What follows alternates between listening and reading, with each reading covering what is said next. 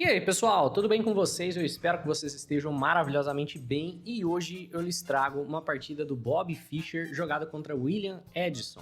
Essa é uma partida que foi jogada em 1970 no torneio interzonal de Mallorca e ela é uma partida que ficou muito emblemática pela reação do Fischer ao primeiro lance do adversário. Tem uma história aqui. Fischer sempre jogava E4 e o oponente, que normalmente era um jogador da defesa siciliana, costumava jogar C5, já havia perdido algumas vezes pro Fischer, conseguido empatar alguns jogos, mas nunca havia ganhado.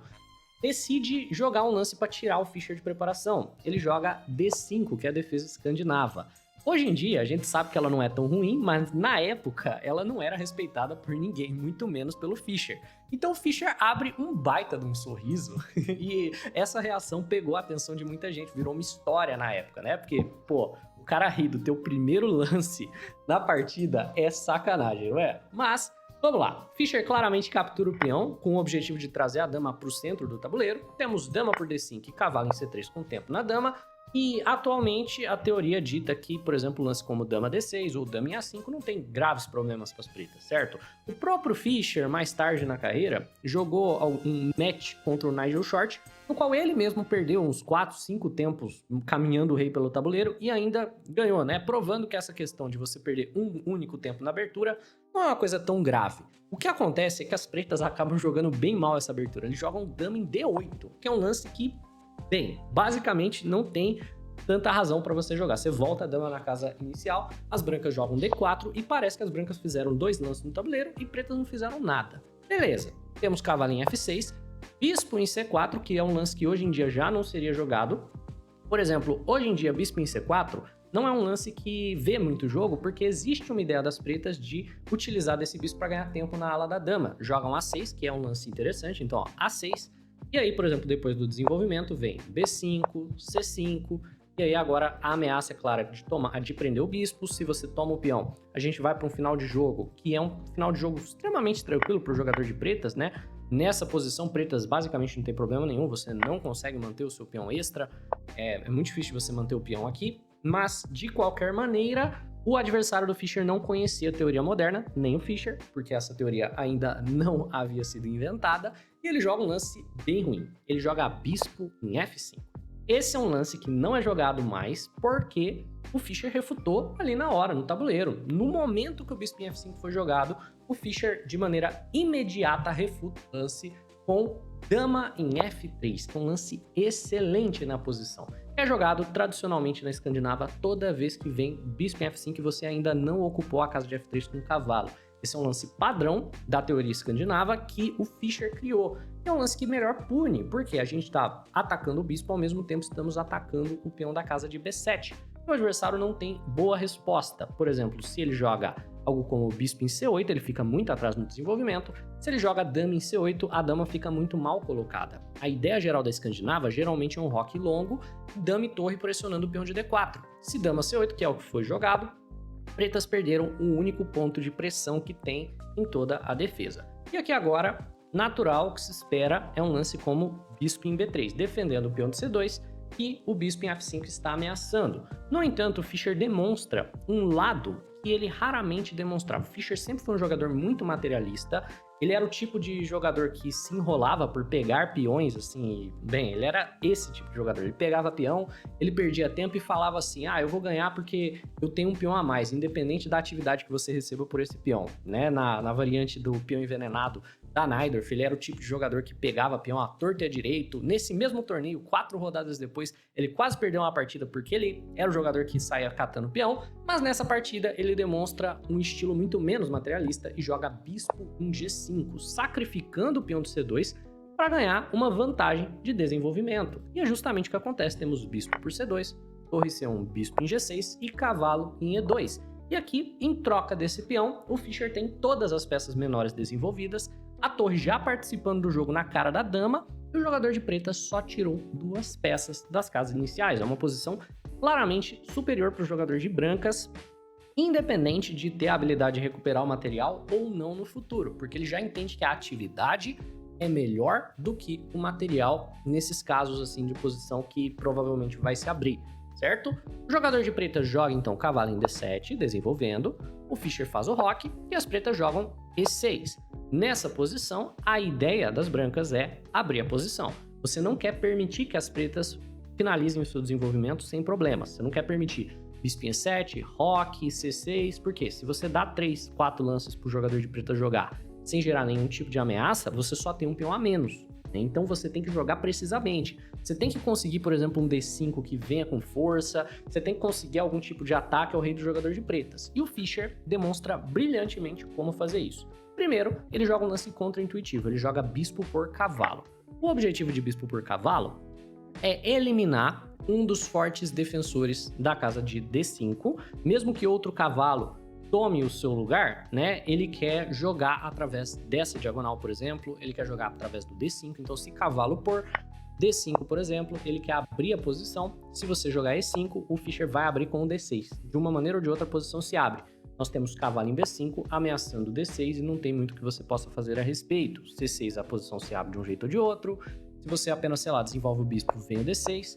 Peão toma, não é um peão de graça, porque a torre está na cara da dama, então depois de cavalo por D6, se você tomar o cavalo, você perde a dama, se você não tomar o cavalo, você perde a dama também, né? Então aqui, por exemplo, temos bispo cheque com descoberta em cima da dama. Esse é o tipo de linha que o Fischer estava pensando quando ele toma o cavalo. O jogador de pretas, né, não toma de cavalo, que acaba sendo uma breve imprecisão, ele toma de peão.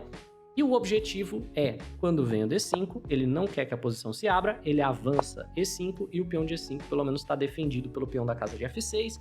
Tem bastante peão em volta do rei, então, de uma maneira ou de outra, a abertura da posição não vai vir tão facilmente para o Fischer, mas a posição já é claramente superior. Então, Fischer joga bispo em B5, é um lance que vem ameaçando o peão de F6, certo? Ele move o bispo com o tempo no peão. O objetivo, é claro, tá cravando o cavalo, portanto, dama por peão se torna uma possibilidade. O jogador de pretas desenvolve defendendo com o bispo em E7. Aqui agora, o Fischer começa a aproveitar das casas fracas que o adversário gerou quando ele dobrou peões. Por exemplo, a casa de F5 é uma casa fraca, portanto, o Fischer joga cavalo na casa de G3. O objetivo do lance é, primeiro, tem um grande controle do centro, agora os dois cavalos controlam a casa de E4, mas também eventualmente esse cavalo pode ir para a casa de F5, onde ele vai exercer um forte controle da posição. O jogador de preta joga A6 com um tempinho no bispo, e temos bispo em D3, ofertando a troca. Geralmente, se você é o cara que tem mais material, se você é o cara que está sendo atacado, você imagina que trocar peças seja uma boa. Nesse caso, o bispo por D3 é um lance a se considerar, com toda certeza.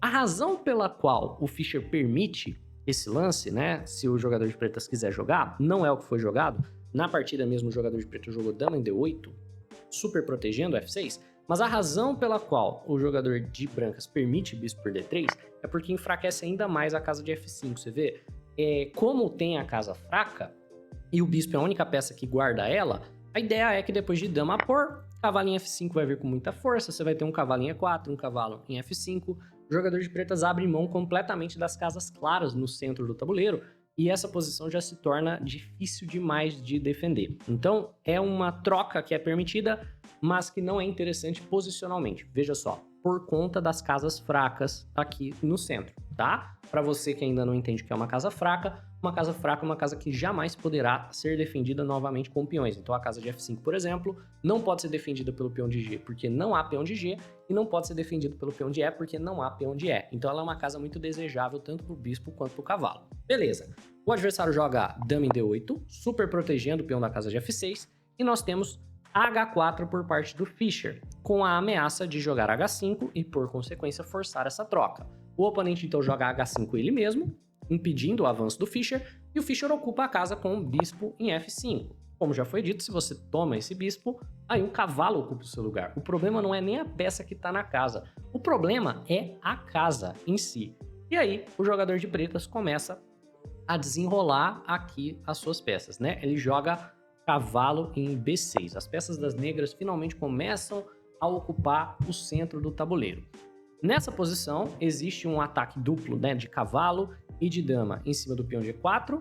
No momento, o peão está bem defendido, né, por dama e por cavalo, mas eu tenho certeza que 90% dos jogadores aqui jogaria torre em D1 sem pestanejar. Você não pensa duas vezes, né? Você vai lá, coloca a torre na cara da dama, defende o seu peão.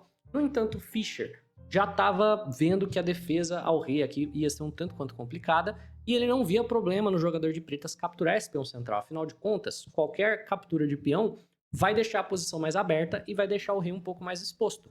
Por consequência, ele joga cavalo de C em E4, um sacrifício de peão muito inteligente. Né? Ele está sacrificando o peão da casa de D5, em troca ele ganha bastante pressão, mas o mais importante, o que ele queria, ele abre a coluna D. Então a ideia é essa, né? Depois de cavalo por D5, a coluna D está aberta, o centro abriu, ele tem 2 peões a menos, mas ele não liga para isso, porque ele tem uma atividade imensa de peça e ele possui o rei do adversário no centro do tabuleiro. Então ele joga torre D1. O oponente joga C6, apoiando o cavalo, e agora o Fischer coloca pressão nesse cavalo que está cravado e joga cavalo na casa de C3, certo? Lance extremamente interessante. Nessa posição a defesa já está dificílima, né? A ameaça vai ser cavalo por, peão toma, torre por cavalo com um tempinho na dama do jogador de pretas e tá duro, tá dureza de jogar isso daqui, né? As torres vão infiltrar, o bispo vai entrar na casa de D7. Se em qualquer momento você troca por aqui, o cavalo entra ameaçando o bispo e tá muito duro, né? Se torre C8, por exemplo, nossa, a posição ela, como todo comentarista preguiçoso, pode falar, é uma posição que se joga sozinha. Isso daí é fala de comentarista preguiçoso, né? Mas vamos lá. O jogador de pretas, ele reage a todas essas ameaças do Fischer, ao cavalo em C3, pressionando o cavalo de D5 do Fischer, com dama em B6. E o objetivo do lance, claramente, é dama por B2, tentar algum tipo de atividade. Então ele tá tentando entregar um pouco de material de volta, tá tentando entregar o peão central para gerar atividade. Então cavalo por, peão por, torre por D5, né, dama por B2, torre B1 com um tempinho na dama, né? A torre entra na sétima. De qualquer forma, as brancas estão bem melhores. Essa seria uma das sequências possíveis. No entanto, o Fischer joga a sequência mais precisa. Ele joga de longe o melhor lance do jogo. E aqui agora eu gostaria que você pausasse o vídeo e tentasse encontrar o lance mais preciso na posição, que é o lance que vence mais rápido e o lance que leva à sequência final e finaliza essa bela partida. Se você está gostando até aqui enquanto você pensa, deixa um like no vídeo, pô, se inscreve no canal. Você já viu aqui uns 10 minutos de vídeo? Você com certeza está curtindo o conteúdo, então não custa nada deixar o seu like. E aí, pausou? Encontrou? Eu espero que você tenha encontrado o belíssimo e brilhante sacrifício de qualidade do Fischer, torre por cavalo. Esse lance é excelente. E o objetivo do sacrifício de qualidade é plantar um cavalo na casa de D5, que vai ser um monstro, né? Então depois de peão toma torre, cavalo por D5, e esse cavalo é um absoluto monstro que está apoiando a infiltração da torre na sétima. Então, nessa posição, o jogador de pretas está completamente perdido. Ele tem que movimentar a dama. Se você joga, por exemplo, dama em D8, torre em C7, ameaçando, né, ganhar o bispo, ganhar a dama, e o jogador de pretas não tem nenhuma defesa possível. Sei lá, bispo em D6 é uma das defesas que vem à mente, mas aí torre D7. E você já começa a ver que tá complicado, né? Porque a dama é a defensora do peão de F6. Então, se você tira a dama, por exemplo, o cavalo por F6 vai levar um ataque de checkmate aqui, né? Então, você já imagina o tamanho do problema que temos para o jogador de pretas. Mas as pretas jogam dama por B2 com um tempinho na dama. Torre C7 é uma das possibilidades aqui, mas o Fischer joga torre B1 com um tempinho na dama também. Temos dama por A2 e torre B7. Basicamente a mesma coisa de você jogar torre C7 imediatamente. E nessa posição, o jogador de pretas abandona a partida, porque é muito difícil de defender tudo, certo? Existe a ameaça de torre por bispo. Novamente, se você tira o bispo daqui, aí a ameaça já se torna, por exemplo, bispo por, né? E aí a gente tem cavalo por F6 com cheque, o rei, enfim, vai levar checkmate muito rapidamente aqui, né?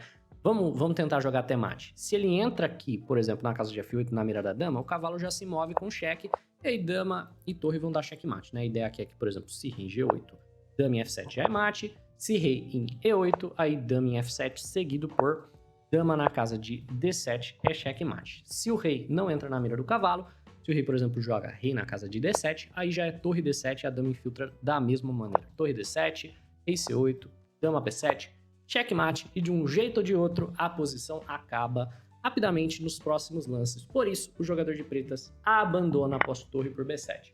É isso, pessoal. Eu espero que vocês tenham curtido essa belíssima partida do Bobby Fischer, que demonstra que A atividade em uma posição vale muito mais do que o material. Eu espero que essa seja a partida que te torne um pouco menos materialista na sua jornada do xadrez, como as partidas do Morph foram para mim. Um abraço e até a próxima!